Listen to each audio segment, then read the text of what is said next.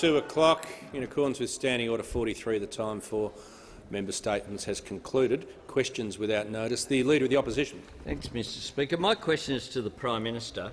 Last week I visited Nathan living in appalling conditions in his public housing unit, which represented a health risk to his family for 7 months.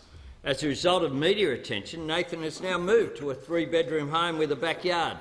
This is a good thing. But why did the budget provide no funding for the maintenance of public housing to create immediate jobs and improve lives of people like Nathan and his family? The Prime Minister has the Thank you, call. Mr Speaker. I thank the member for his question. And in the budget this year, the National Housing Finance and Investment Corporation increased its facility to $3 billion.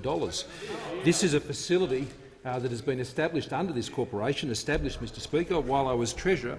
An important part of its job is to support the work that is done by community housing organisations and to partnership with state governments, Mr Speaker, so they can ensure that there are more projects for housing development for both affordable and social housing across this country. We're doing our part of that responsibility, Mr Speaker, to ensure that the finance is available at low cost, Mr Speaker, to ensure that these joint venture projects can occur. Now, Mr Speaker, Member for Sydney. It is true that the state governments build public housing, and it is their responsibility to do that, Mr Speaker, and they should. And I am pleased to say, Mr Speaker, whether it was in the Western Australian budget or the announcements made by the New South Wales government, that they are doing things in those areas, Mr Speaker, and I welcome them doing things in those areas. And it was, in fact, the Reserve Bank Governor, as the Treasurer will know, when he was briefing the National Cabinet and otherwise, Mr Speaker, said it's important for Commonwealth and state governments to be particularly investing in the recovery from the COVID-19 recession. Now, Mr Speaker, just over 2.5% thereabouts of the gross state product was being invested by state governments at that time, and the Reserve Bank Governor actually noted social housing projects, areas that state governments are responsible for. They should be doing more. And I agree with them, Mr Speaker. I agree with the Reserve Bank Governor, and I applaud the Member state for governments Sydney will that cease are interjecting. doing more, Mr Speaker, because it has been the federal government that has invested over 15% of the size of our economy, $101 billion alone, to do what is our responsibility, and that is to stand there with those in jobs, to keep them in jobs as part of our JobKeeper program. So the federal government has been doing the heavy lifting when it comes to supporting Australians during this crisis, and we continue to call on state governments to do more in the areas particularly that the member has outlined. And I call the member for Ford. Thank you, Mr Speaker. My question is to the Prime Minister. Will the Prime Minister update the House about how the Morrison government's economic recovery plan is meeting our commitment to keep Australians safe, while also helping to drive our economic recovery from the COVID-19 recession by creating jobs in our increasingly capable sovereign defence industry?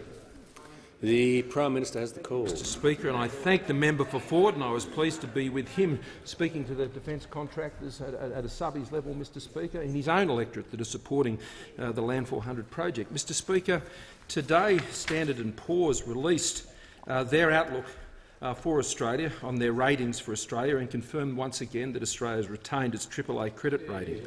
Now, in that document, Mr Speaker, it says something very important. It says that Australia's economy is beginning to recover. That's what it says, Mr Speaker. And it also goes on to say that we are doing that from a position of fiscal strength.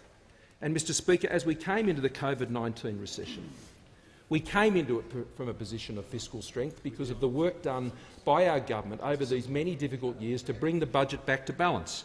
And, Mr Speaker, that enabled us, at the time of crisis, for the Australian government to step in and support Australian protect lives and to protect livelihoods, more so than we've ever seen in this country in response to a crisis before. And we could do that from a position of strength.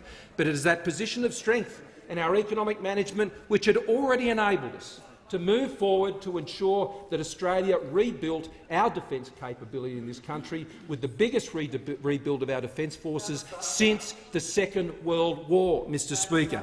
2% of the size of our economy was our commitment, and now it's a reality. In this budget, Mr Speaker, 2% of Australia's economy will be spent on defence. In our budget, a commitment met, a commitment that now represents a floor under our government for our commitment to defence expenditure, not a ceiling, a floor, and we can go forward. Mr Speaker, that is enabling Australia to keep Australians safe, to defend and protect our interests and to protect our sovereignty, but it's also an important part of the modern manufacturing plan that the Minister for Industry and the Minister for Defence Industry have been collaborating on. In this budget, $1 billion of expenditure brought forward to be part of the economic recovery plan, both in workforce, Mr Speaker, as well as capability. And I had the privilege to be there up in Brisbane to open the Milvolco facility, Mr Speaker, some 450 jobs, which is responsible for building the boxes, Mr Speaker, some 450 jobs, $150 million already secured from that facility for exports to Hungary, Mr Speaker. And this is one of the most advanced, vehicle manufacturing plants for military purposes anywhere in the world. And that has occurred because our government, Mr Speaker, had the commitment and had the vision and had the strength to go and invest in Australia's defence future. That's what our budget's doing, Mr Speaker. That's what you can do when you manage the economy well and put Australia in a position of strength so it can deal with the crisis and protect Australia's sovereign interests. The member for Kingston. Thank you, Speaker. My question is to the Prime Minister. Yesterday, during question time, the government said Labor's Working Family Childcare Boost is for the top end of town. Is the government really saying a family on a joint income of $189,000 should be penalised for taking on extra work because the government considers they earn too much? The Prime Minister has the floor. Thank you, Mr Speaker. Yesterday, also in question time, on the exact same matter, I was able to respond and tell the House that when we sought, Mr Speaker, to make changes to childcare, those opposite considered those on $185,000 to be too rich. They themselves, and they opposed our plan, Mr Speaker. They opposed our plan. And for a year, Mr Speaker, those opposite delayed the implementation of our package, and we went and we had to be in a position of negotiating with the crossbench in the Senate, and we were able to come to agreement with Senator Hinch that enabled our plan to be able to put in place. And once our plan was put in place, Mr Speaker, there are a number of things that happened. Workforce participation continued to rise to record levels, and female workforce participation, Mr Speaker, rose to record levels, and the gender pay gap, Mr Speaker, that went to record lows, Mr Speaker, prior to the COVID-19 recession hitting this country. Those changes also led to out-of-pocket expenses as a result of the changes we made falling by over 3%. Now, these are inconvenient facts for those opposite, Mr Speaker, and the fact that they opposed those changes, for so long and refused to act to support what was a sensible, means-tested and targeted plan that had the desired effect of getting more people into work, getting more families into work, getting more women into work, Mr Speaker. That's what those changes produced. The Labor Party opposed those. And, Mr Speaker, that's why you can never believe them on these things, because they're for and against everything. They're for and against absolutely everything. They're for taxes and they're against taxes. Higher taxes, Mr Speaker, the Prime Minister will resume his seat. You can't follow. The Manager of Opposition Business. On Speaker, a point of order. On direct relevance, it's a very long preamble that the Prime Minister is engaging in now, and not directly relevant to what was asked. Just before I call the Prime Minister, again, if members behind the Manager of Opposition Business could cease interjecting, it'll make things easier for him and me. Okay, member for Dunkley. Yep. Okay. Thanks for saying sorry. So just don't interject again for the rest of question time, or you will be sorry. Okay. As I said to someone the other week, just before I call the Prime Minister, in response to the Manager of Opposition Business, up until that very point, the Prime Minister has been relevant. I just say to the Manager of Opposition Business, perhaps the member for Ballarat can wait. Yep. Up until that point, I believe the Prime Minister has been relevant, given the scope of the question, because he was relating his material to the policy area, and the question referred to answers he'd given yesterday. I think at the point that the Manager of Opposition Business jumped, though, the Prime Minister was drifting onto another policy topic, and he'll need to confine himself to the question. The first point I made then, Mr Speaker. This is what happened back in 2015. Those opposite accused me of designing a system, and this is, I quote, this is what the Labor spokesperson said, wealthy families will be the big winners in the package that we decided. Wealthy families, with families on incomes of $185,000 pocketing as much as $2,500 more per year. Mr Speaker, the hypocrisy of those opposite on this matter, Mr Speaker, speaks for itself. They're all over the shop. The member for Nichols has the call. Thank you, Speaker. My question is to the Deputy Prime Minister, Minister for Infrastructure, Transport and Regional Development. Will the Deputy Prime Minister inform the House how the Morrison-McCormack government's budget is supporting regional Australia, particularly through the additional investment in the aviation sector and through the international freight mechanism? The Deputy Prime Minister. Thank you, Mr Speaker. I thank the former Geelong star for his question, Mr Speaker. He'll be very much interested, as I know the Deputy Leader of the Labor Party will be, in Geelong's fortunes on Saturday when they take on the Richmond Tigers. Mr Speaker, in Nichols, it's a great electorate, and they are very, very pleased, as the questioner asked me about the international air freight mechanism. Very pleased, and I know that the member for Nichols kicked a lot of goals in his VFL career, I should say. He's kicking more with delivering infrastructure, and certainly with IFAM, that has been so important. Now, to date, this mechanism secured the commitment of more than 6,400 freight flights nationwide, carrying more than— this is a big statistic— 169,000 tonnes of product to the value of more than $2.5 billion. Now, that product may not necessarily have gone anywhere but for this assistance provided under the sector-wide aviation assistance that we've put in place. Now, in the member for Nichols electorate, there's a company called RYNE Meat Company in Nathalia, town of 1,900 people. Good little town, well represented. It's north of Shepparton. The RYNE Meat Company is predominantly geared to the export of chilled lamb to the Middle East. Now, as a result of COVID-19, air freight costs for this business increased from $1.50 a kilo to $6 a kilo. Now, that's a hard hit to their bottom line. In effect, the business virtually stopped overnight. When IFAM was introduced on 1 April by this government, it saved the RYNE Meat Company and many others besides. Linton Ryan, who's the CEO of RYNE Meat, he said the subsidy has allowed our business to keep operating, albeit at reduced levels, however, still providing employment for 100 people. Now, in a town such as Nathalia, 100 people, that's a big industry. That's a major business. 100 people, that means kids at school, that means 100 incomes coming into the local economy, washing around the local economy and providing regional capacity. Now, the IFAM has helped pork from Toowoomba, cheese from Bega, best cheese there is, crayfish from Geraldton, salmon from Tasmania, shipped around the globe. They're just some of the beneficiaries of more than $2.7 billion of aviation sector-wide support that the federal government has provided during this time of crisis. And it is a crisis. We know that it's a crisis. That's why we've provided industry support. That's why we've provided JobKeeper. That's why we've provided JobSeeker. That's why we've put in place those mechanisms to help businesses such as RYNE Meat. Now, planes in the air, as I say, means jobs on the ground, and it goes right throughout the whole economy. It helps towns such as Nathalia. It helps regional Victoria, and we know when regional Victoria is strong, so too is Victoria, so too is our nation. We're getting on with the job of supporting businesses such as RYNE Meat and such as Nathalia and such as Nichols. And I call the honourable member for Spence.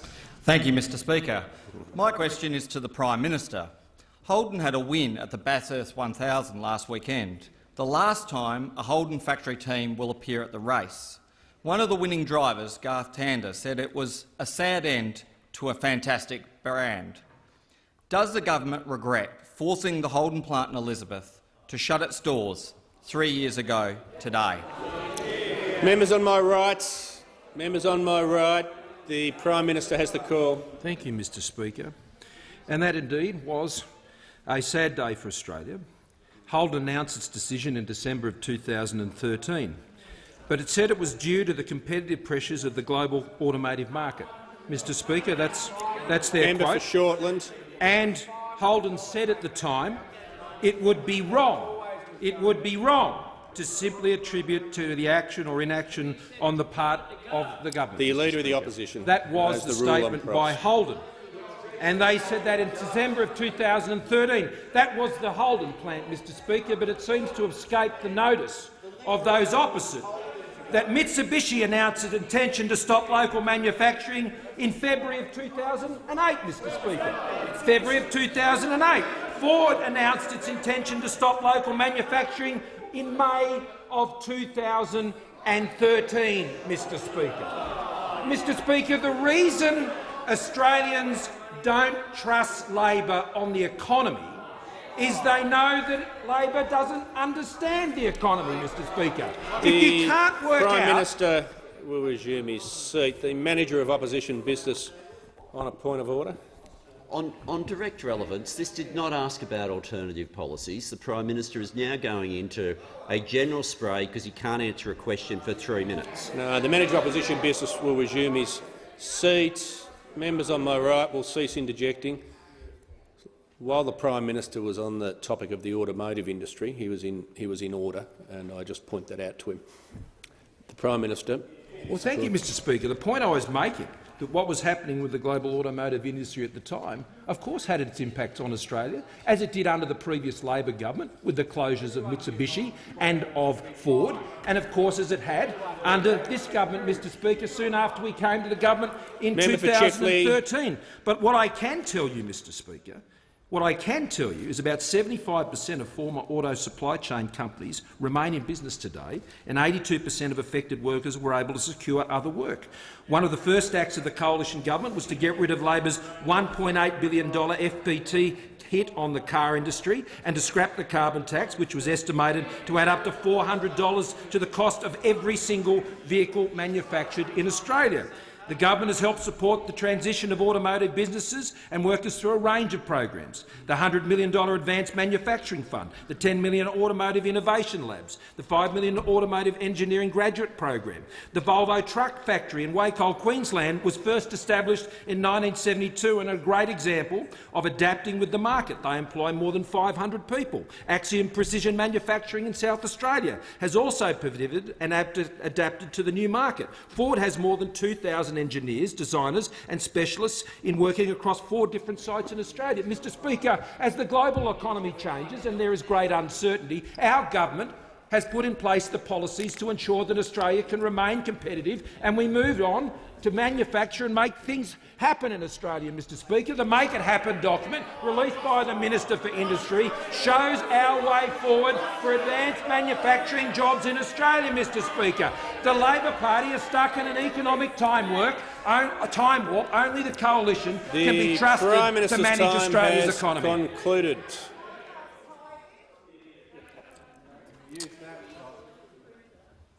The member for INDI. Thank you, Mr Speaker. My question is to the Attorney-General. Last week, the Attorney-General said that legislating an integrity commission was not an immediate priority, as the government was focused on COVID recovery. But the government has introduced and passed dozens of complex bills unrelated to the COVID recovery since January this year. Can the Attorney-General explain precisely how the government prioritises legislation and why legislating a robust Integrity Commission bill is not on the government's agenda when scandals like the Western Sydney Airport demand action on integrity now? The Attorney-General has the call.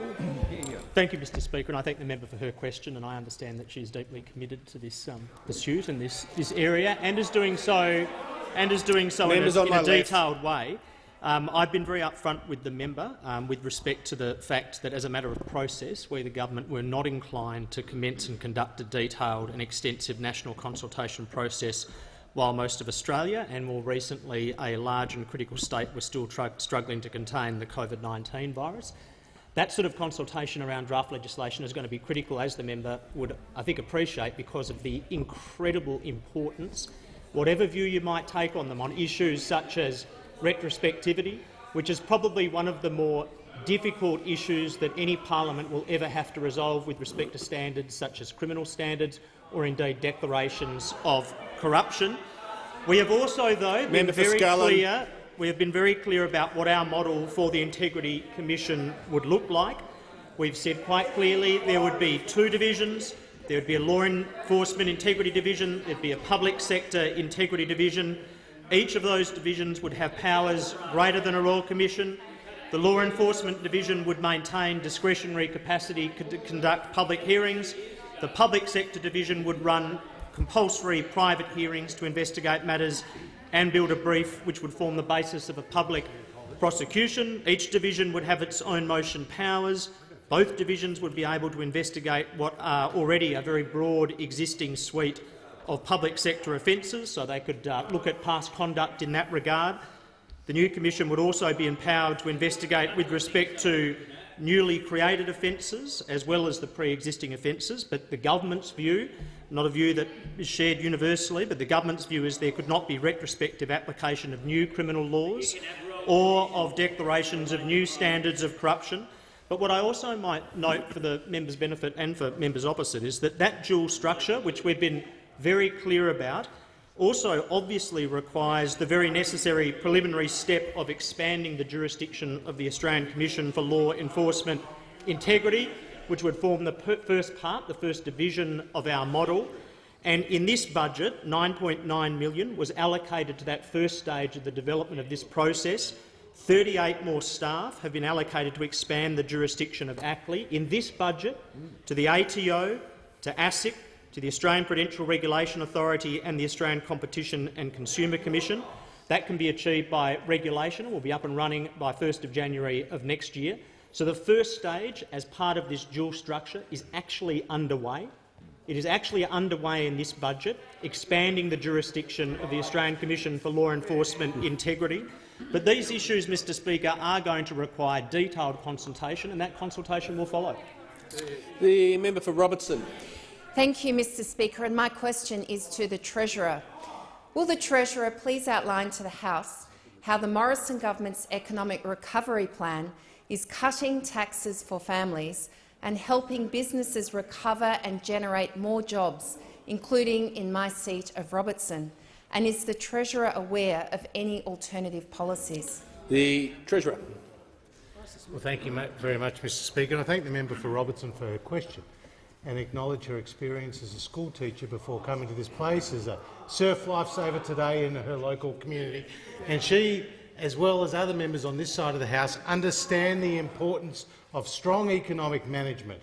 And I can confirm to the House that the economic recovery across the country is now underway, Mr Speaker. 446,000 jobs have been created over the last 4 months. Now, last week, Mr Speaker, we saw consumer sentiment increase by 11.9%. That was the single largest increase in a budget month since the series first began in 1974, Mr Speaker. And today we saw consumer confidence increase for the 7th consecutive week, having recovered 95% of its falls from the start of this pandemic. And, Mr Speaker, today we heard from S&P that they have reaffirmed Australia's AAA credit rating. Mr Speaker, we are one of only 9 countries in the world to have a AAA credit rating from the 3 leading credit rating agencies: Switzerland and Singapore, Mr Speaker, Germany, the Netherlands, Mr Speaker, Luxembourg, Denmark, Norway and Sweden, and Australia, Mr Speaker. 9 countries in the world have a AAA credit rating from the 3 leading rating agencies.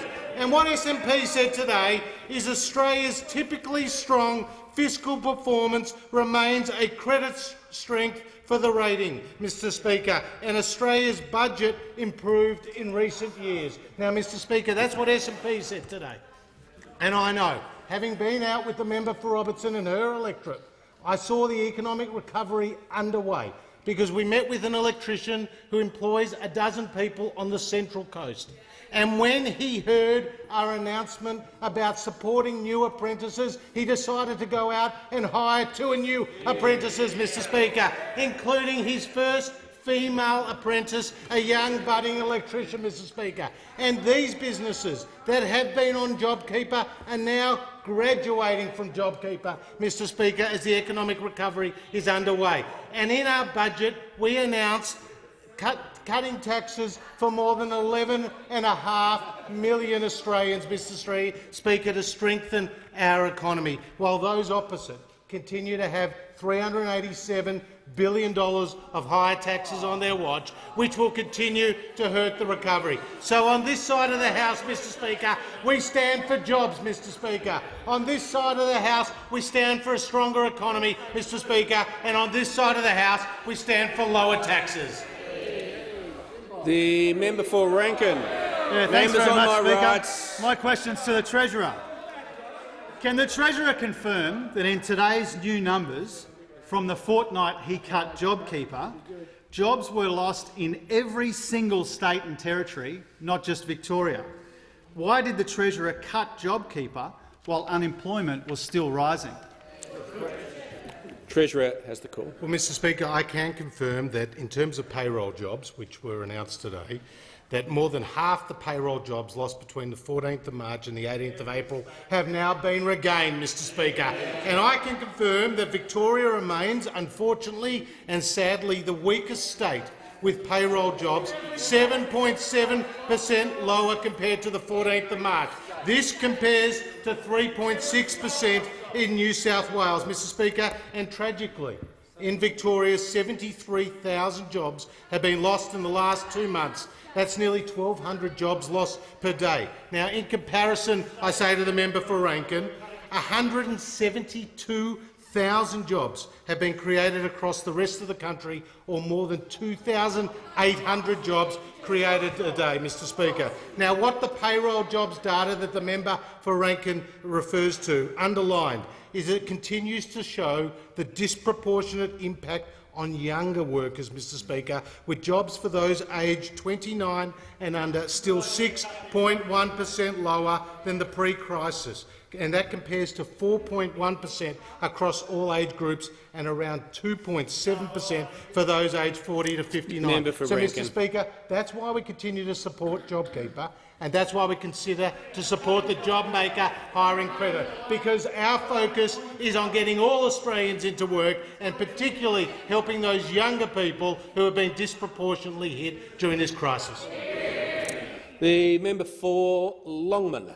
Mr Speaker, my question is to the Minister for Industry, Science and Technology. Will the Minister outline to the House how the Morrison government is creating the right conditions for manufacturing businesses, both large and small, to grow and create jobs? Is the Minister aware of any alternative approaches? The Minister for Industry, Science and Technology. Well, thank you, Mr Speaker, and I thank the member for his question. And I know that he is a very, very passionate advocate for Australian-made and for the manufacturers in his electorate. Mr Speaker, the first pillar of our modern manufacturing strategy is getting the economic conditions right, particularly for businesses. So that's doing things such as driving down the cost of energy, it's lowering taxes, it's creating a skills pipeline, and it's making sure, Mr Speaker, that we are doing all that we can to cut red tape. Because we understand, we know that getting those conditions right, those economic conditions right for business, is going to help them to grow, to create jobs, and particularly the jobs that are needed now and for the future. Now, just last week I was in the electorate of Longman with the member, and we visited 4x4 Exhaust, which is a great manufacturing business in his electorate. Now, I'm delighted to say that this week they employed 2 new workers. Now, these were workers that had been unemployed since the beginning of the year, but they turned up yesterday morning on time, ready to go, and that's exactly what this government is creating, opportunities for people to take up jobs, and it's exactly what we want to see happening right around the country. Now, on top of the broad support that we're giving to all industries, we have announced the Modern Manufacturing Strategy, which is a $1.5 billion strategy that sits on top of that very solid foundation. It's helping to build competitiveness, resilience and scale for our industries in some key priority sectors. Now, it's important, Mr Speaker, to understand that as manufacturers scale up, they will bring with them the small businesses and the medium enterprises. And we want businesses to have confidence, we want them to have the opportunity to grow, and that's what this policy will deliver in spades. Now, Mr Speaker, I was asked about alternative approaches, and those opposite certainly do have an alternative approach, and unfortunately it's not particularly confidence-inspiring. They've actually got a train wreck of a policy on manufacturing. It is centred on begging the states to build trains. Well, good luck with that. And even if it all goes to plan, today the member for Gordon has revealed that that strategy might, if they're lucky, if everything goes to plan, it might deliver up to 659 jobs. Well, compare that to what we're doing. Our modern manufacturing strategy is conservatively estimated to produce 80,000 direct jobs. So here's Labor's manufacturing strategy, 659, and here's the Minister's time has concluded. The member for Ballarat. Thank you very much, Speaker. My question is to the Deputy Prime Minister. Why does the Deputy Prime Minister say paying $30 million for a piece of land valued at $3 million is a bargain? Members on both sides, the Deputy Prime Minister has the call. Well, I welcome a question from the member for Ballarat on infrastructure, Mr Speaker. I do. It's a portfolio they've never had much of an interest in, to be perfectly frank. I welcome a question about Western Sydney Airport.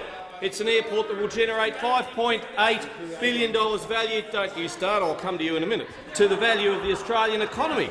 An airport that is going to return $1.80 for every dollar of investment. An airport that will support and is supporting 11,000 direct and indirect jobs during construction and indeed 28,000 jobs post-construction. Within 5 years of opening, that is significant. Now, it's an airport Labor would never, ever have built. It's a type of infrastructure that Labor never supported in 6 failed years of government. I remember certainly the last 3 of them. This department, of course, the department is taking the matter of the airport and Leppington very seriously, and it's been the subject, of course, of Senate estimates. Now, let's just get on to the as the member for Cranler talks about his involvement in Western Sydney Airport. No, I just say that he welcomed it a minute ago. He wanted me to. Mr. I don't Speaker. care what he welcomes. I've got to enforce the standing orders, and the question was very specific, and it didn't have any of the scope to enable the Deputy Prime Minister to turn down the road he's clearly seeking to turn. Or the flight path, perhaps, Mr Speaker. But, perhaps. Mr Speaker, Western Sydney Airport is a significant infrastructure project. It is transforming Western Sydney. It is producing jobs. It is producing opportunity. It is not. The Deputy Prime Minister will resume his seat. The Manager of Opposition Business, yes, on a point of order. On direct relevance, the question asks only one thing, which is why does he consider it a bargain?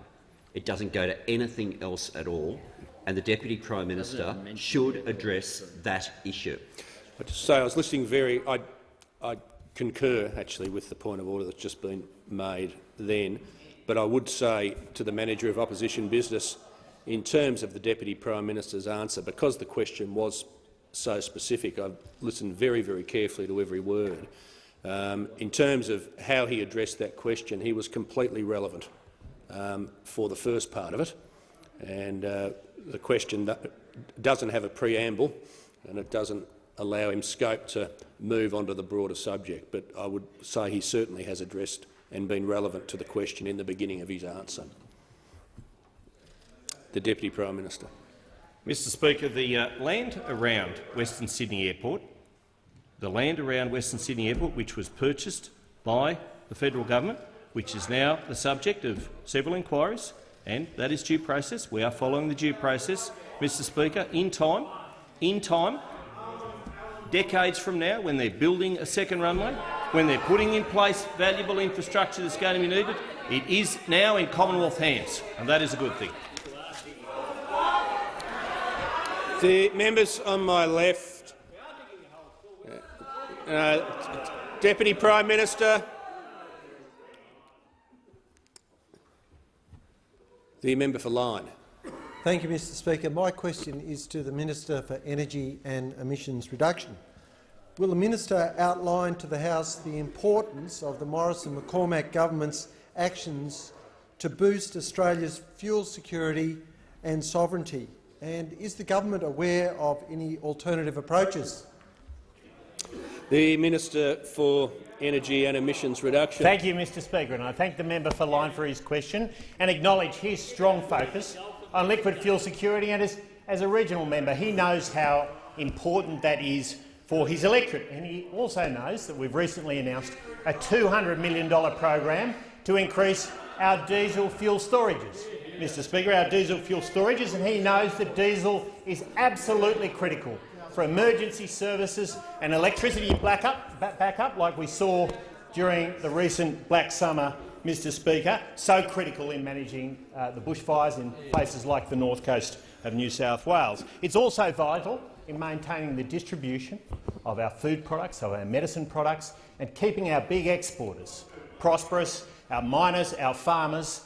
They need diesel every day of the week, Mr Speaker. Now we're creating a minimum stockholding obligation which will increase the diesel storage requirement by 40%, Mr Speaker. And of course we're backing our local refineries who play such a critical role in our fuel security in this country. Now, Mr Speaker, this builds on the action that we've already taken to establish the first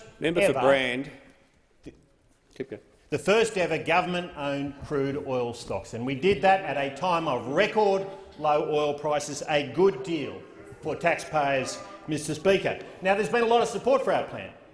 The Australian Trucking Association has said fuel security is crucial to trucking, our economy and keeping Australian communities supplied. The NFF, the National Farmers Federation, praised the announcement, saying it will ensure that farmers can continue to grow the food and fibre we rely on without having fear of supply chain disruptions due to shortages of liquid fuels. And the events of 2020 have reminded us that we cannot be complacent, Mr Speaker. Now, whilst we're focused on affordable, reliable, secure liquid fuels and energy, the members opposite are focused on themselves, Mr Speaker. They have no plan for affordable energy. They have no plan for liquid fuels. They have no plan for gas, and they have no plan to meet their Paris Treaty obligations, Mr Speaker. No plan at all. They're paralysed by indecision and division, and their dysfunction has spilled onto the front pages of the papers, Mr Speaker. Now, you've got the member for Isaacs calling the member for Hunter unparliamentary names that I won't repeat in this place. Not that that would bother the member for Hunter very much, Mr Speaker. And in the same article, it was reported that a Labor MP said Mr Butler was failing on the politics of climate and energy, referring to the member for Hindmarsh, and I quote, as useless as a vegan in a butcher shop. Mr Speaker. The minister will resume his seat. The Leader of the Opposition on a point of order. Yes, Mr Speaker. I'm not sure where the minister downloaded this from, but it is the case. But it is the case, Mr Speaker, that if he's actually got nothing to say about his portfolio or anything he's doing, he should sit down.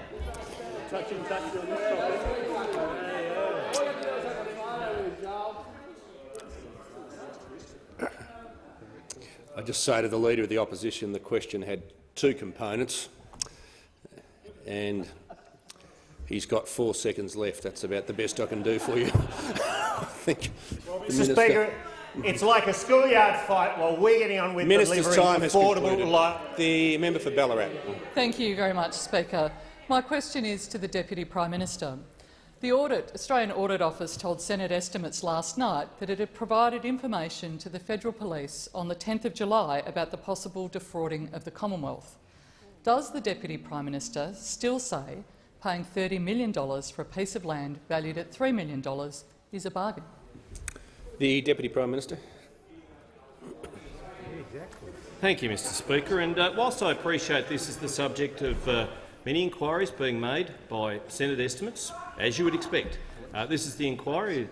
The Australian Federal Police are looking into it, and the ANAO has referred this matter to the AFP, as has the Secretary of the Department of Infrastructure, and of course an independent investigation is also going into the matter, being conducted by the Commonwealth Ombudsman Dr Vivian Tom, Commonwealth Ombudsman of the former Inspector General, I should say, of the Intelligence and Security and Commonwealth Ombudsman Dr Vivian Tom. They are all looking into the sale of that particular land, which in time people will look back at this moment and say, well, thankfully, the Commonwealth has invested in that in 2020. Yes, as I've said over and over, again and again, that it was paid at way over the odds. I acknowledge that.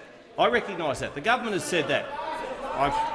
In time, members on my left. Thankfully, the Commonwealth owns this land, and now we can build a second runway. Now we can build supporting infrastructure to help the Western Sydney Airport, which, as I stated in my previous answer, 11,000 jobs during construction, 28,000 jobs within 5 years of opening in 2026. This is going to be and is a significant investment in Western Sydney. In 2009, the member for Grainler, he said it is vital we commence work now. That's what he said. He wanted it started in 2009. I'm quoting about Western Sydney Airport and the value of it. See, you're just about to jump out of your like a racehorse at the Spring Carnival, but this is what the member for Grainler said. He said that it was vital that we commence work now. Well, it took a Liberal Nationals government to get on with it. It took us to build it, and that's what we're doing. Has the Deputy Prime Minister... The member for Leichhardt. Thank you very much indeed, Mr Speaker. My question is to the Minister for Resources, Water and Northern Australia. Will the Minister please update the House on how the Morrison-McCormack government is supporting the growth of Australia's resources sector to create more jobs, including in my home state of Queensland? Is the Minister aware of any alternative policies? The Minister for Resources, Water and Northern Australia. Well, thank you very much for the call, Mr Speaker, and can I thank the honourable member not only for their question but for more than two decades of service to his community and 2 decades of service to the Australian Parliament and the Australian people. So, Mr Speaker, up in Leichhardt in the far north there's a little place called Weipa. It's on the west coast of the Cape. It's actually a very important mining centre for the bauxite industry. In fact, almost half of the local population in Weipa work at the mine. It's a critical contributor to Australian industry and, of course, to Australia's economy and, more importantly, the Queensland economy, Mr Speaker. Now, we know that the resources sector delivers over 247,000 direct jobs to Australia. 247,000. But, Mr Speaker, from Bunbury to Weipa, every individual knows that we all need to do more. As part of our economic recovery plan, we have strategic basin plans, 5 of them to be developed, and a program worth $28.3 million over the next 3 years. The Beetaloo, and of course acknowledge the work of the Minister for Energy up in the Beetaloo in last week, looking at exactly what that resource can provide. Also into the North Bowen, to the Galilee, across Queensland. Mr Speaker, I want to mention someone called Steve Burke. Steve is from Gasfield Services. It's a drilling company in Queensland. Now, Steve, Mr Speaker, is a typical driller. He's big, he's burly, he's bearded, he's got a handshake like a bear, he's rough as Hessian underwear, to be frank. But his business, Mr Speaker, his business actually started in 2007 with a team of just 3, Mr Speaker, a team of just 3. And what does he do now? He runs 12 rigs, he employs 76 people, he employs 4 apprentices, he has 3 trainee drillers, and in fact he won the Queensland Mining Contractor of the Year award at the Queensland Mining Services Awards just a few weeks ago.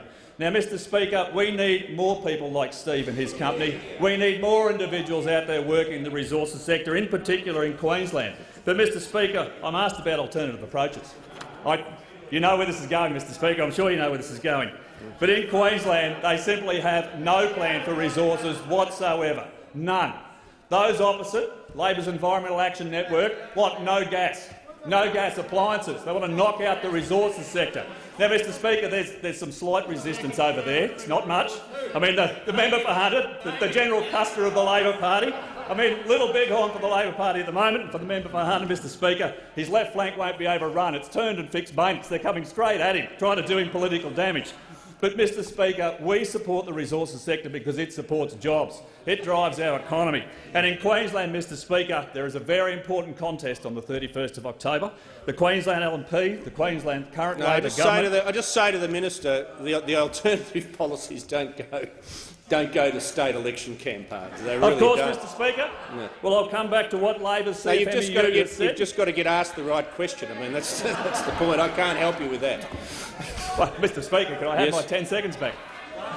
No, you can't. The member for Ballarat has the call. Thank you. Thank you very much, Speaker. My question is again to the Deputy Prime Minister.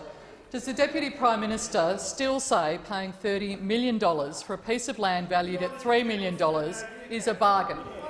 When the Member for Ballarat will resume her seat. The Minister for Communications will cease interjecting.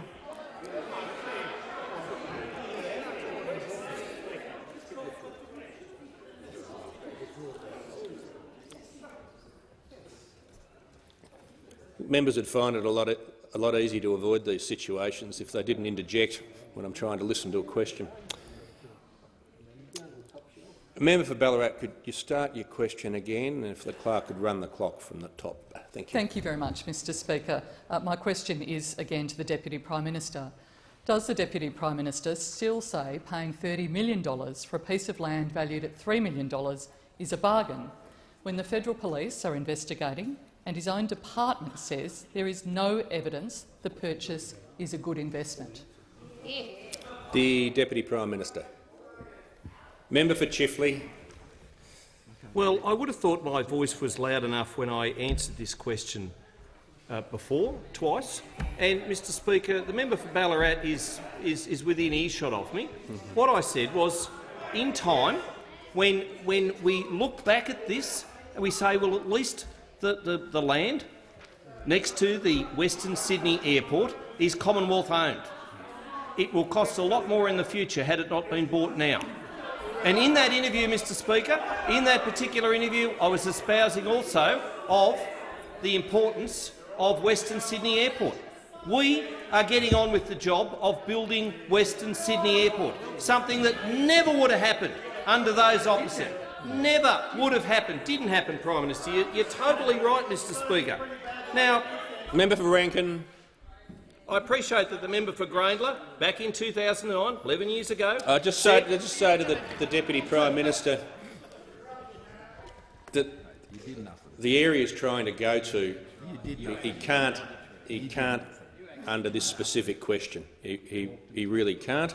That is precisely why, to my chagrin a lot of the time, the questions from my right have the phrase alternative policies in there. That is what permits it, and this question was very specific and it deals just with the substance of the matter, and he needs to be relevant to it. Well, we're talking— Thank you, Mr Speaker. Thank you. We are talking about Badgerys Creek. We're talking about Western Sydney Airport. We're talking about the land. Yes. Well, 2012, the member for Grayndler ruled out a second airport at Badgerys Creek. The Deputy Prime Minister will resume his seat. The Manager of Opposition Business on a point of order. On direct relevance, the Deputy Prime Minister cannot possibly be directly relevant if he's referring to 2012, because that's not when the Federal Police started investigating. This is about when the Federal Police started investigating, and that is on your watch. The Manager of Opposition Business will resume his seat. The Deputy Prime Minister needs to return to the substance of the question. I'm in two minds about the Manager of Opposition's point of order, but where the Deputy Prime Minister was going, I warned him not to, and he needs to be relevant to the question, or wrap up his answer, or I'll wrap it up. Deputy Prime Minister has the call.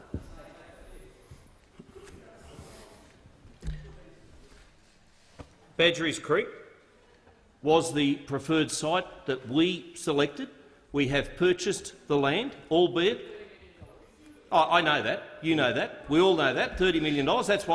That's why we're looking into that, the fact of how much and why it costs that much. We're looking into that, and there is a review being done. The department asked the Australian Federal Police, as did the ANAO, to look into that matter. It's being conducted by the Australian Federal Police. Yes, there are separate inquiries going on.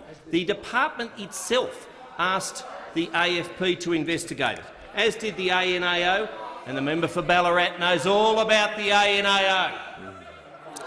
The member for Canning.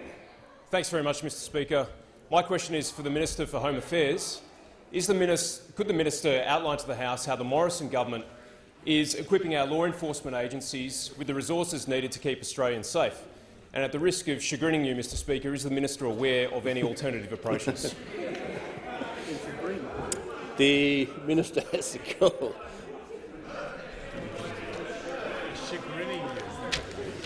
Thank you very much, Mr Speaker. I thank the honourable member for his question. All Australians know that the Morrison government is determined to keep Australians safe, and in particular, Mr Speaker, we're determined to keep kids safe online, to make sure that we can support small businesses who are operating online, and to make sure that we can support older Australians as they do their banking or they share photos or emails with their kids who might be in another part of the country or overseas. We know, Mr Speaker, that this is an incredibly important environment for Australians to operate in. Increasingly, of course, because of COVID, people are spending more and more time online, and in this budget we have taken decisions to invest more into protecting Australians online. Mr Speaker, it doesn't stop there. We have been able to invest in the Home Affairs portfolio this year alone $8.2 billion, and in the 1920 budget the government provided an additional $571.4 million over 5 years to security agencies to help keep Australians safe. Now, Mr Speaker, one of the proudest outcomes of this government, in my judgment, is the fact that we have been able to manage the budget well over the course of the last number of years, and with the Prime Minister as Treasurer, now as Prime Minister, in this budget we have prepared Australia as best we can, not only to deal with COVID but also to deal with the threats, including terrorism, which have not gone away. Mr Speaker, the investment that we've made additionally into the Australian Federal Police, which is significant in this budget, $300 million over 4 years to enhance the AFP's surge capacity and ability to respond to emerging threats, is designed to defeat those terrorists. It's designed to defeat pedophiles. It's designed to defeat all of those who are involved in activities that most Australians don't know anything about. The underworld, the dark web, the networks that these criminal syndicates operate seek to do us harm, seek to profit at the expense of Australian citizens, and we've invested in a way that the Labor Party was never able to do, Mr Speaker. We have created a strong budget, and we have put ourselves in a position as a country where we're able to deal with those threats. When the Labor Party was in government, they ran out of money to list important medicines. They ripped $128 million out of the Federal Police. They had $30 million removed from the Australian Crime Commission and 88 staff. They took $27 million and 56 staff from AUSTRAC, and they took $735 million and 700 staff from the then Customs Agency. They did it because they had to spend $16 billion on the border failures that they presided over and the decisions that they made otherwise, pink bats, all of that crazy spending that meant that the Labor Party ran out of money. They can never manage money. They can never manage the budget of this country. The Minister's time has concluded. The Deputy Leader of the Opposition. Well, thank you, Mr Speaker. My question is to the Prime Minister. Did disgraced former New South Wales Liberal MP Darryl Maguire make any representations to the government about visas, including to you, Prime Minister? The Leader of the House. Leader of the House. Members on my left, the Leader of the House has the call. Mr Speaker, the convention with respect to ministers being asked. Could Leader of the House just pause for a second? Yeah, well, if you're both talking, I can't hear the Leader of the House. So, if you could just thank you. Thank you. So the Prime Minister is obviously able to be asked a broad range of questions with respect to a range of portfolios, indeed all portfolios. There's also the convention that ministers need to be asked questions on their own portfolios. Now, if representations were made previously in time to a department and a minister in charge of that department, I think at first instance that question would need to be directed to the minister in charge of that department. I'm interested to hear the point of order. No, I can see the Prime Minister saying he's happy to answer, but whilst he is, I still need to rule on whether the question is in order or not. And I'll hear from the Manager of Opposition Business. Speaker, the question doesn't specify any portfolio. It simply asks whether representations were made to the government by disgraced New South Wales Liberal MP Darryl Maguire. Yeah. And go on. No, there was more. I don't need the help of those on my right. The Leader of the House has presumed that the question refers to a specific. No, I just want you to just remind the House, at least, so they know as I'm ruling, there was an additional part to the question. Including whether he himself personally. That's right. So on that, I do want to rule. I mean, if well, there's two things about the question. The bit about representations to the government generally. I mean, that can be asked. Whether that knowledge is reasonable to expect is another thing. To be frank, whether it's reasonable to know every aspect of every part of the government. What I was conscious of, and this is why I was listening to the Leader of the House so intently, because I'd formed a view and was listening closely, if the question was going to the Prime Minister's previous portfolio responsibilities, that would be out of order. So what I'll say to the Prime Minister, and that is a very strong convention, and he was the Minister for Immigration several years ago. The only bit that is in order is to him as Prime Minister, and the first part about other parts of the government. But I point out it's not up to me whether it's reasonable or not to expect him to be able to answer that, but that's also why we have questions on notice. So the Prime Minister, I'll call the Prime Minister. Yeah, thank you, Mr Speaker. It has been my long-established practice, as I'm sure both when I was previously a minister, but certainly as a Prime Minister. As a Prime Minister, you receive representations from many people in the community, from those opposite, included, Mr Speaker, on many matters, including on those which the member has referred to. And it is my normal practice for those matters through my office to be referred to the relevant department or my department for an appropriate response, and that is the practice I've always followed. The member for Lindsay. Thank you, Mr Speaker. My question is to the Minister for Defence Industry.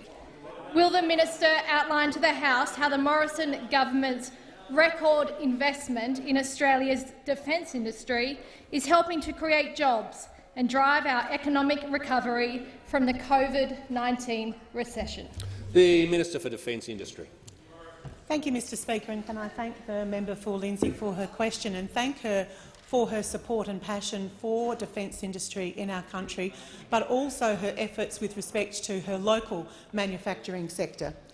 Mr Speaker, the Morrison government is investing an historic $270 billion over the next decade in our defence capability, and I am particularly proud of our defence spend in regional Australia, backing regional jobs and backing regional businesses.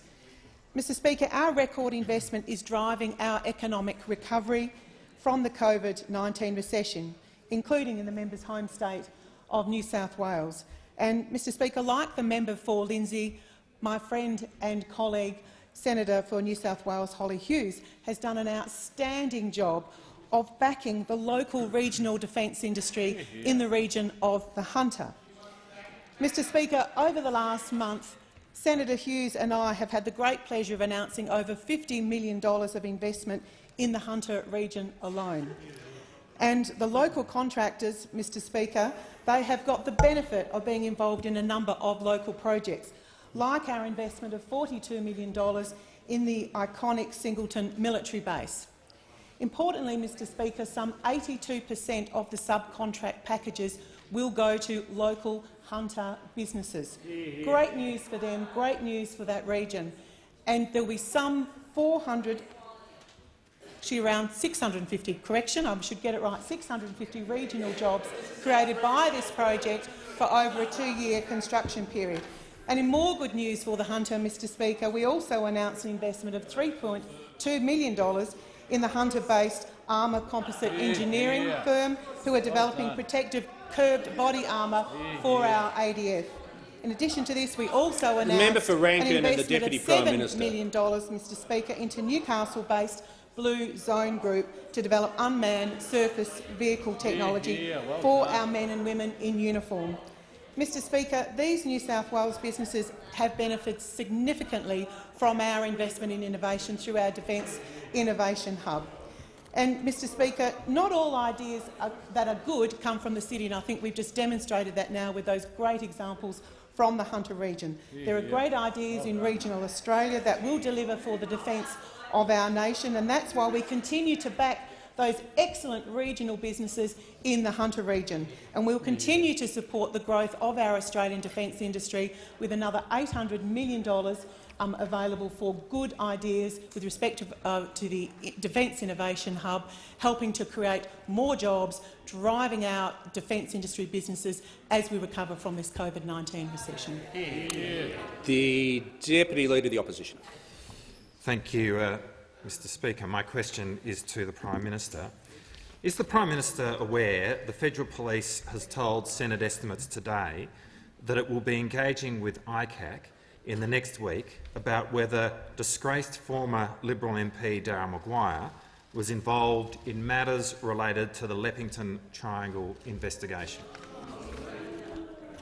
The Prime Minister has the call. Mr Speaker, I think the AFP should investigate all of these matters absolutely thoroughly, Mr Speaker, and wherever they have to take their inquiry and make those investigations, they should. It's important that they do that job, Mr Speaker, and it's important that the AO have made that reference, and I look forward to them, Mr Speaker. I look forward to them concluding their investigations and making their report. That is the appropriate process to follow, and I fully support it. The member for Mallee. My question is to the Minister for Agriculture, Drought and Emergency Services. In light of the impacts of COVID-19, will the minister outline to the House how the Morrison-McCormack government's budget measures will support the Australian agricultural sector and help secure a seasonal workforce for this summer? The Minister for Agriculture. Well, thank you, Mr Speaker, and I thank the member for Mallee for her question. And she, more than anyone, understands agriculture's heavy reliance traditionally and presently on overseas workers to undertake the seasonal picking of our harvests. And traditionally that's come through the working holiday maker. But since COVID-19 we've gone from around 142,000 working holiday makers back to just over 63,000. That's always been complemented by Pacific and seasonal worker programs. There's about 6,000 to 8,000 of those that are running around the country supporting Australian agriculture. And that's why, when COVID was first detected in Australia, we took preemptive steps to make sure that that cohort was encouraged to stay in Australia, but particularly stay in agriculture. And so we said to them that if you worked in agriculture, you could extend those visas for another 12 months. Subsequently, in August, we were then able to reopen the seasonal Pacific worker programs, and those 10 participating countries have all signed off. And in fact, we've already had pilots for mango pickers in Darwin, and states are responsible for working with their specific industries and working through the quarantine measures in making sure that a COVID-safe environment is provided not only to the workers but to the Australian public. We continue to work with them. And then in September we took to National Cabinet an Ag Workers Code. All states, bar Queensland, Tasmania and Western Australia, signed up to that. And that's a very important measure because it keeps the free movement of workforce in a COVID-safe way across the state borders, keeping the supply chains moving and understanding that our agricultural production systems are integrated right across this country. So it's important we understood that, and we encourage all those states that haven't signed up to do so. This will be pivotal as we get further into the season. And then what we've also done as part of this is to acknowledge that every one of those jobs is given to an Australian first if they wish to take it. Every job must be market tested. An Australian gets first crack at these. But what we've said is that we want to encourage Australians to take up these roles, and that's why understanding that some of those that are on job seeker today will be thousands of kilometres away from where these jobs are.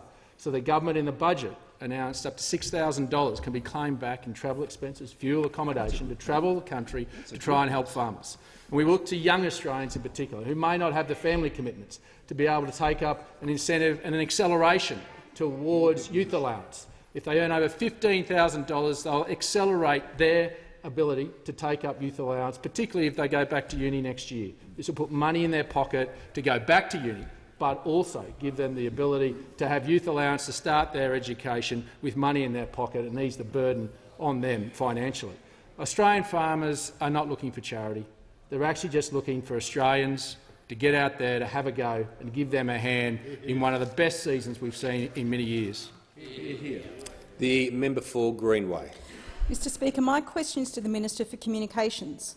Does the Minister have confidence in the leadership of the Australia Post CEO and its board? The members on my left, the member for Cowan, the Minister has the call. Well, I do thank the Shadow Minister for her question about Australia Post.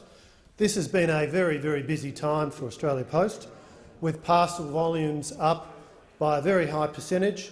And of course Australia Post has been able to respond, thanks to the temporary regulatory relief we provided, by moving 2,000 staff, posties, to being able to deliver parcels, so Australians can get their parcels when they need it. With millions of Australians at home, they need their parcels. Now, that was no thanks to the other side of the House, who tried to stop that sensible change and tried to stop many other sensible changes, but we're getting on and making sure the that Minister Australia will resume Post his seat. The Minister will resume his seat. The Manager of Opposition Business on a point of order. On direct relevance, Mr Speaker, the question asks specifically about confidence in the CEO and the board. Nothing else.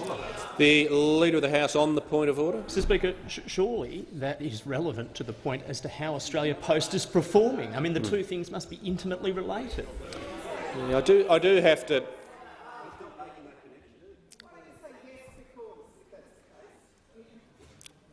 Wasn't the member for Sydney cease interjecting? Think about it next time. It's a good idea. I take the point of order, and it was a specific question, but in how the minister was relating the material to it, I believe he was answering it. Right until that point, the Manager of Opposition Business jumped up, and I thought the reason you were jumping up is because he was going to alternative policies. So I'm going to say to him now, he can't do that. But he's not compelled, as the practice makes clear, to simply answer a question with yes or no. I know that's what the questioner would like, but that is not how our system works, and if people want it to work that way, we'd have to change the standing orders. So what he says, as the Leader of the House pointed out, is in fact being relevant and answering the question. The Minister. Well, I thank the Speaker for the opportunity to continue to address the question, which is of course of importance to all Australians, which is what would we expect of Australia Post at this very challenging time? What would we expect of Australia Post board and management at this challenging time? And what we'd expect them to do is to be able to respond to a difficult set of business circumstances, where essentially overnight they face challenges like most of the scheduled airline services in Australia ceased. Now, Australia Post uses scheduled airline services in normal times to deliver parcels and letters all around the country. So what have they done? They have chartered more than 10 aircraft which are flying around the country to keep Australians served. They've dealt with the challenge that because of the very heavy-handed lockdown in Melbourne, all of a sudden there were very intense restrictions on the number of people who could be employed in the sorting centres. Now, that had an impact not only in services in Victoria but all around Australia, because the core of their sorting operations are in Victoria. So these are the kinds of business and operational questions you would expect a capable board and a capable management to deal with. And that really is what they've been focused on. We've seen revenue of $7.5 billion this year. We've seen a very sharp increase in the volume of parcels being delivered as Australians in their millions have been at home, have resorted to e-commerce, and of course Australia Post has a very large market share when it comes to delivering parcels. So I think in terms of their response to the demand for parcels, in terms of the adjustments they're making so that staff can be redeployed to the areas of growth, a very sensible proposition which was put forward by Australia Post board and management, and which the government had no hesitation in supporting. I think we can say that Australia Post is dealing with a difficult set of challenges, but in doing that they have responded well to meeting the needs of Australians. I think all of us can ask, do we have confidence in the board and management of Australia Post? And we say on this side of the House, what a radical proposition. Let's judge them by the actual quality of the services and the outcomes that they're delivering. And that's what we do on this side of the House. The member for Ryan. Thank you very much, Mr Speaker. My question is to the Assistant Treasurer and Minister for Housing. Will the Minister update the House on the Morrison government's plan for economic recovery, how it's creating jobs in the construction sector and how it's helping to get more Australians into a home of their own? The Assistant Treasurer and Minister for Housing. Well, thanks very much, Mr Speaker, and can I thank the member for Ryan, who in his first term is showing that he's a champion for his constituents and, importantly, for the residential construction industry in his electorate. And I can report to the member for Ryan and to the House that the Morrison government is providing unprecedented support to this industry, which employs directly and indirectly up to 1 million Australians. And through the Home Builder program, grants of $25,000 to purchase a new home or undertake a substantial rebuild, we have seen phenomenal outcomes through the latest statistics. And I report to the House that the HIA have reported new home sales are up 49.8%. 49.8% in the middle of this pandemic. Not our statistics, the Housing Industry Association. We've also seen from the ABS loans for the constructions of new dwellings up 22.9%, or 34% throughout the year. That's at the highest level for a decade. For a decade. And when we put together the Home Builder program, our expectation was that it would support the industry, it would ensure it continued. Not in our wildest dreams did we think it would be the best results that we've seen for 10 years. We've seen ABS first home data prove that the majority of people taking up these opportunities are first-home buyers. Another key commitment of the Morrison government being the champions for first-home buyers throughout Australia. And indeed, the member for Ryan reported he's very well connected in his electorate, and he was speaking to his constituent Bob Sharpless. Bob manages the Springfield City Development. Bob manages the Springfield City Development. He said that this time last year they were selling 20 blocks a month. In April, they sold 10 blocks. In June, after Home Builder was announced, from 10 blocks, they sold 81. 81, a 400% increase in the Springfield City Development. What does that mean, Mr Speaker? That means tradies on site. That means the entire supply chain, the manufacturing workers who make the bricks and the tiles and the glass, the timber mill workers who make the frames and the trusses. It supports an ecosystem throughout this country, from Tasmania, Western Australia, New South Wales and Queensland. And in addition to all of that, in the midst of the Home Builder success, we announced in the budget an additional 10,000 places under the very successful First Home Loan Deposit Scheme, with one additional requirement, that those first-home buyers use those places to purchase a new home, which again, on top of Home Builder, is going to continue to support this 1 million jobs throughout the country, including in the member's electorate.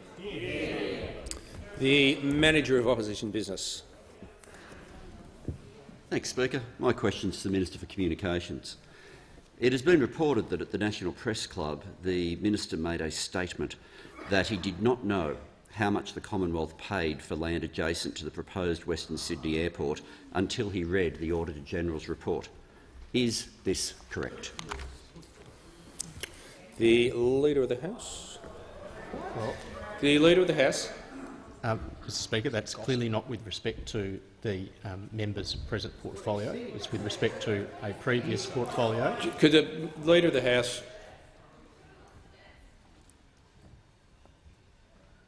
The Leader of the House is entitled to raise a point of order, and I'm entitled to hear it without interjections.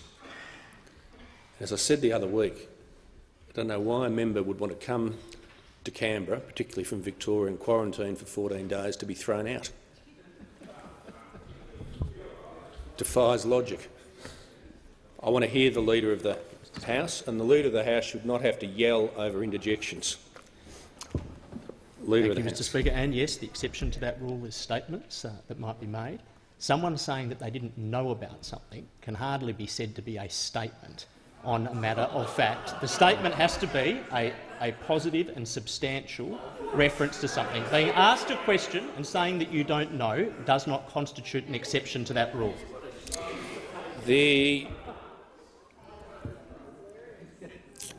I won't call the Manager of Opposition Business if that's all right.